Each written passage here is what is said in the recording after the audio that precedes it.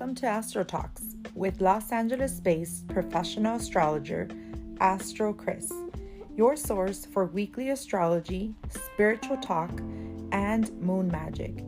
Your energetic support is much appreciated, and I thank you for your 5-star rating. You are a star. Gracias.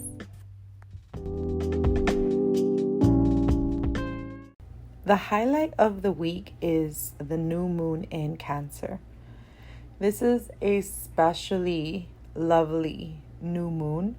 One, because it's one of the most harmonious and well aspected lunations of the year. And two, because Luna loves the sign of Cancer. That is her home sign. So whenever we have a new moon in the sign of Cancer, the new moon in Cancer brings out that Cancer house to play.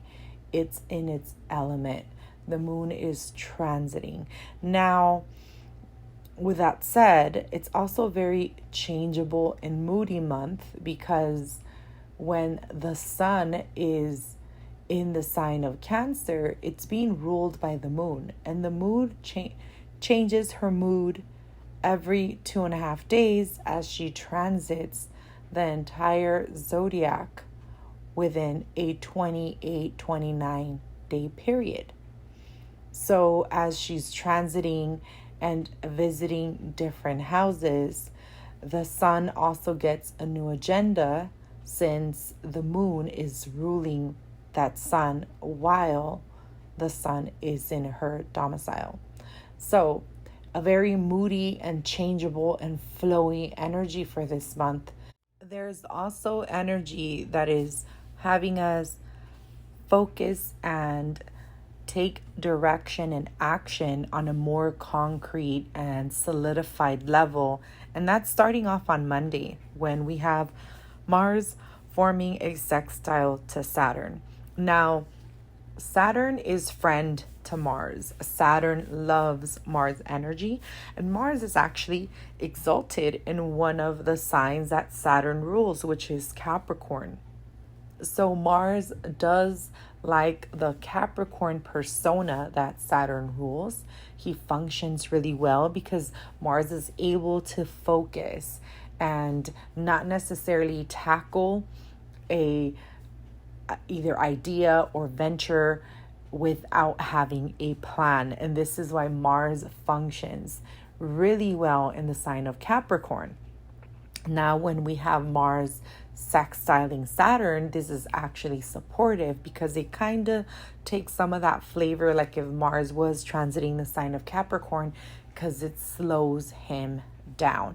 Now, this aspect is especially benefic because we have Mars in Aries, and Mars rules Aries, and we also have Saturn in Aquarius, and Saturn rules Aquarius. And this aspect will not replicate itself for another 30 years. So we will have Mars sextiling Saturn, but they're not going to be in their domicile positions for about another 30 years. And that's because Saturn takes about 30 years to transit the entire zodiac signs.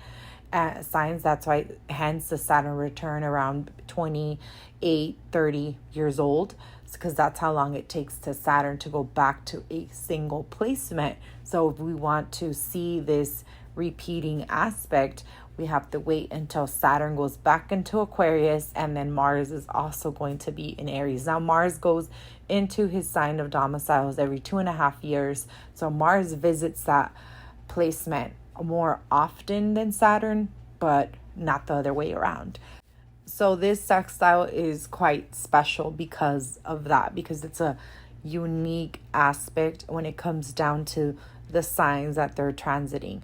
Now, Saturn in Aquarius is talking about seeing something from a new perspective, thinking about evolving, thinking about changing things to serve humanity as a whole, to serve a bigger group of people, and to also share more consciousness and awareness around different topics like science and technology and futuristic agendas. So Saturn's persona in Aquarius is all about advancing humanity. And then we have Mars in Aries, which is all about starting things. So this sextile was very supportive when it comes to you starting new endeavors that are going to be long term. Now, anything involving Saturn does take dedicated effort. And it's like that hamster wheel that you keep on going and going in that circle, like, and working and working and working. So eventually you'll see the rewards and the payoff, right? So what does the hamster see as a reward and a payoff? It actually entertained itself within that, and it also stays fit. So it's getting to be active, and it's being able to run around in a very short space. And they require, there are animals that live in the wild, and we then take them in as pets. But then we have to find remedies so they can remain active and healthy. And that's one of them, that hamster wheel. So that's essentially giving him that exercise so he can stay healthy and also get enough movement so he doesn't feel the effects of being caged in. So with this said, this period in time, through the archetype of Mars, we're going to be able to be more daring on these either goals or metas that were more long-term that we were kind of doubting that we can execute. Mars is making sure that we have that spark within us so we can take this to the finish line. So that's actually quite good. But at the same time, Mars is starting to form a square to Pluto. And this brings power struggles. This brings delays and also push through. And the squares from Mars to Pluto, I think those are one of the most hardest aspects when it comes down to comparing the strength of aspects within astrology. I could even say it's comparable to Mars squaring Saturn, but Mars square Pluto is quite tumultuous.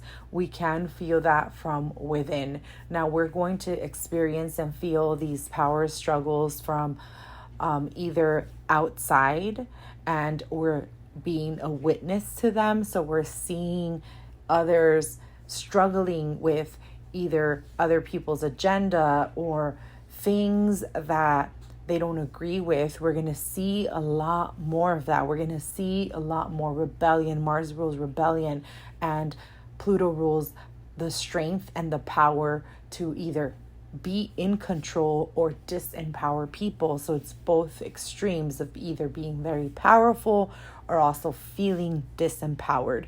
So with that square, those topics are going to be highlighted. It could even hit you directly where you are feeling like you're being disempowered of some sort, where you are feeling that you're not able to communicate your I, because Mars is the energy of I. This is your will.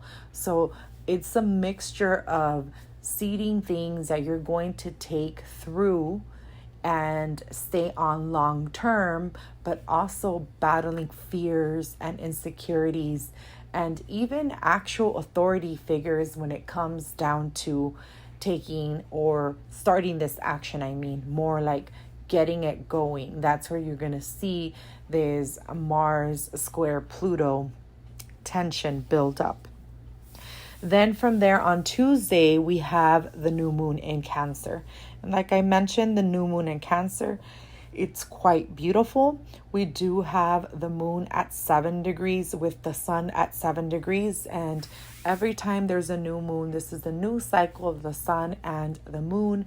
This is when they're actually making love with each other. They're forming that new cycle. So if you don't like that analogy, it could also be taken as they're communicating, they're talking together, they're setting up the plan. And then after the moon knows the plan, then she goes on her way to then make this plan into fruition. And this is why we follow the moon and we manifest with the moon, because the moon is the divine communicator of the hidden agenda of the things that they spoke about, the sun and the moon, and we don't necessarily know, but we're able to follow the moon and follow the energy of the moon, so we can then be in tune with nature's calling, with nature's plan for us. Both the sun and the moon are also forming a square to Jupiter at 7 degrees. Now, any aspects to Jupiter are quite benefic. What Jupiter does bring with the square, though, is an overindulgent feeling of taking or expanding things too quickly, like over flooding, right?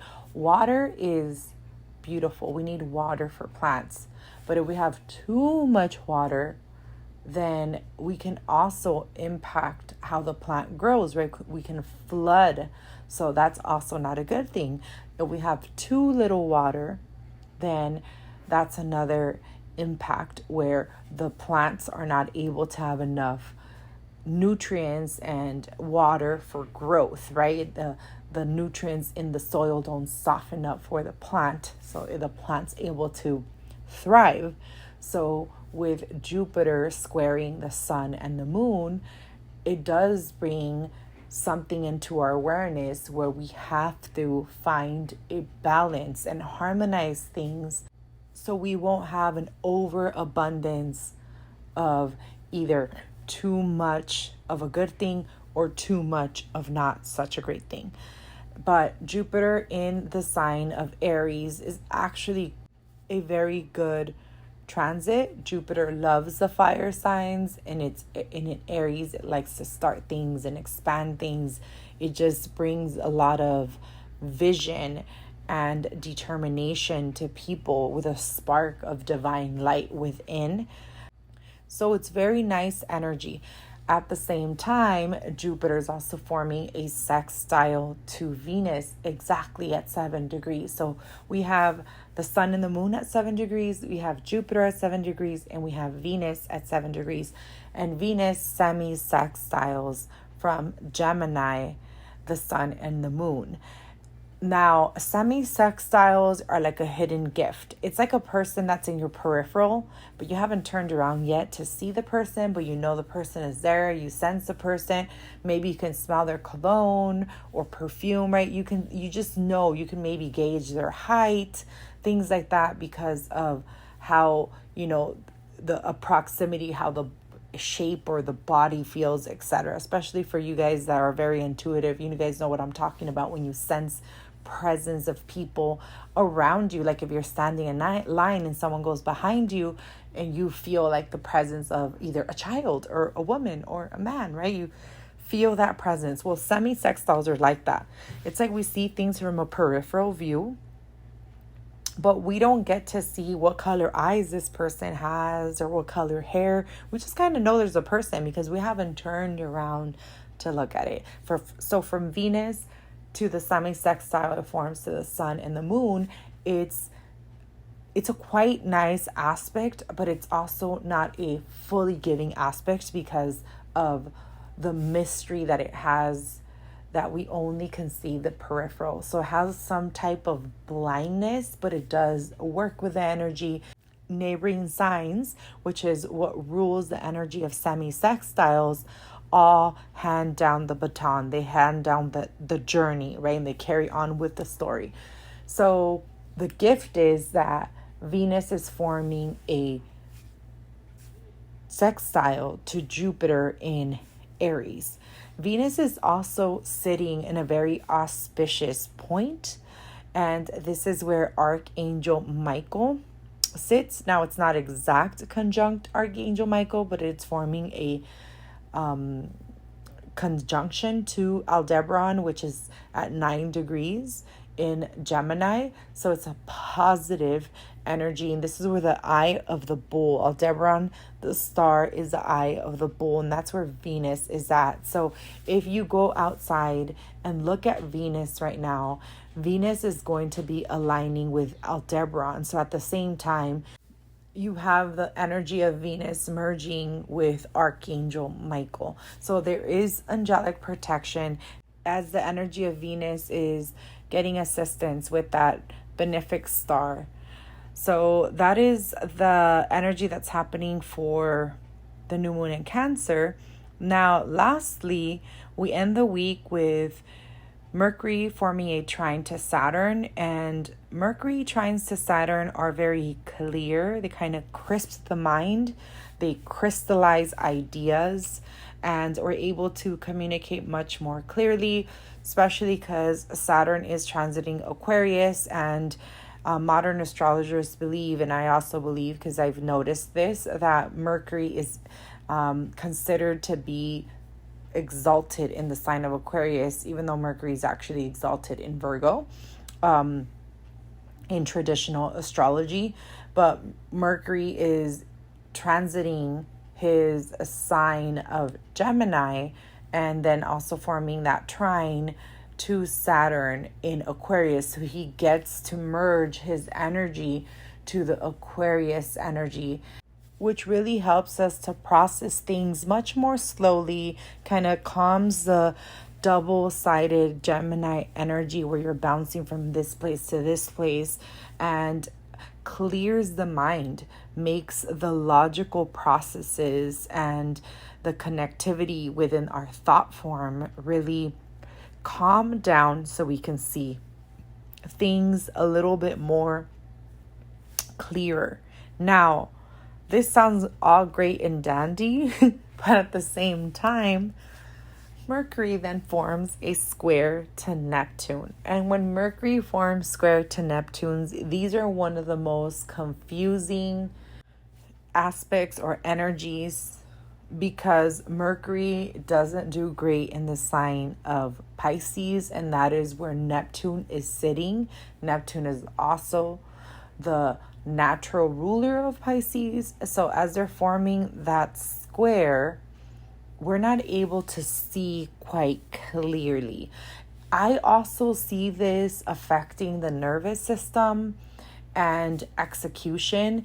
It might also feel like a very foggy day, and this is going to be on Saturday when this happens at the end of the week. So it's like the weekend. So in the weekend, it's this weekend that's coming up, just kind of take it as it is, flow with the energy, because Neptune is going to come in with this big, thick fog, and we're going to have super clarity from Mercury trining Saturn, but then squaring Neptune. So our mind is like thinking crisp, and then all of a sudden we're like, whoa, wait a minute, I'm not seeing everything, or something's missing, or even our intuition could be extremely heightened. So during this time when Mercury is squaring Neptune, I advise people to be extra careful around water. Also be extra careful not to handle things that may cause either illnesses or can cause irritation to the lungs or the skin or things like that, because Saturn rules the skin and Mercury is the lungs. So when we bring in the energy of Neptune, those are infections and illnesses, and these are things that are like, they lurk and you really can't see them as clearly, as the mixing of the energy is first felt like a Mercury retrograde, but it's very short lasting. So during the weekend, take it slow. And if you get big news over the weekend, make sure that before you make any major decisions, you have cleared the mind. This is a great week for breath work.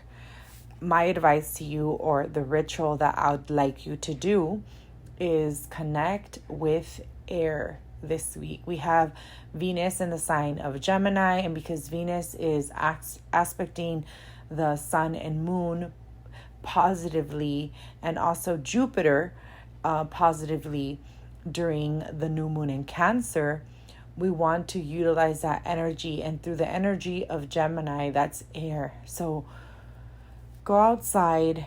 I would even match it with going to the beach and doing breath work there, doing some type of yoga, and really connecting within so you can refuel your mind, body, and soul.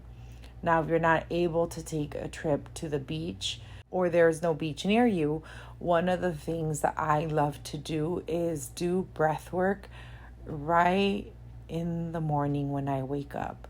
And I like to go outside and do these exercises. Now, I find it very tough during the winter season to do this because it's too cold for me. But during, this season, summer in the northern hemisphere, this is in the morning, it's not hot yet.